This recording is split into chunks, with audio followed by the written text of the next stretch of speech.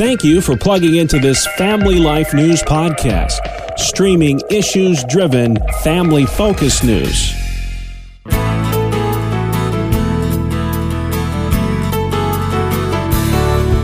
And welcome back to another edition of Issues in Education. Mondays during the Noon Report, we spotlight the issues that matter most to our public schooling families with the one and only Dr. Ralph Kerr at the Teaching and Learning Institute. Ralph, welcome back to the program, sir. I hope the right team won the big game yesterday. Well, they did. All right, good to hear. Hey, the New York Board of Regents is crisscrossing the state right now, getting input on proposed new graduation standards.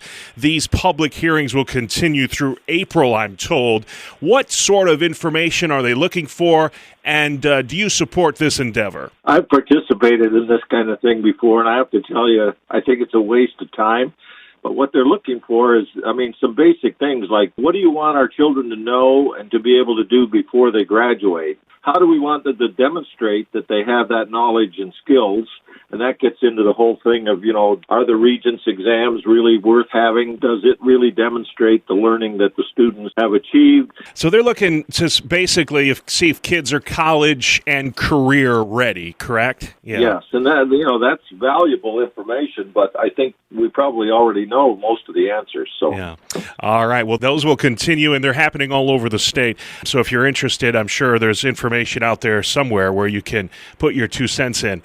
Let's head to Pennsylvania then, Ralph. The governor will be taking the wraps off his big budget speech tomorrow. In it, he's going to be calling for borrowing over $1 billion to get lead and asbestos out of public schools. Apparently in Pennsylvania, a lot of schools are pretty old, and this is a big problem. Talk about this issue and how dangerous that can be if we don't do those remediation kind of efforts. Well, they can be very dangerous issues. There are several aspects of it, though, that I get concerned about. It's interesting that every year in Pennsylvania, the governor and lawmakers have hundreds of millions of dollars that they are able to distribute to school districts for favorite projects, but the lead and asbestos doesn't seem to be one that really gets a lot of attention. So the governor said, well, let's come up with $1 billion and we'll spread it out in a grant format. The problem with that is I think it works really against small schools, which there are hundreds of them in Pennsylvania, because the big city schools like Philadelphia and Pittsburgh have grant writers that know what grant recipients are looking for, where small schools, it just is something else that the superintendent or someone in the district needs to do. Yeah, and it's funny, Michael Gear with the Pennsylvania Family Institute was on our Capital Connection program saying the very same thing you're saying about how disproportionate the funds are in Philadelphia, probably going to get the bulk of that, while a lot of these smaller school districts won't see very much at all. Let's keep heading south. We've gone from New York to Pennsylvania and now North Carolina, where beginning next year, I thought this was kind of an interesting trendsetter type story. Students will be required to take and pass a financial literacy course in order to graduate. Would you like to see that sort of a thing catch on, Ralph? Well, I would. It's interesting that actually North Carolina is going to be the 20th state that's picked this up. The problem is that there's a lot of opposition to it because the North Carolina lawmakers want to make it a standalone class. And teachers are concerned about if that happens, they're probably going to have to reduce one of the history classes or something else in order to fit it into the student schedules. And, some of them are saying, and I think they're right, that some of this is taught in the career and tech education courses.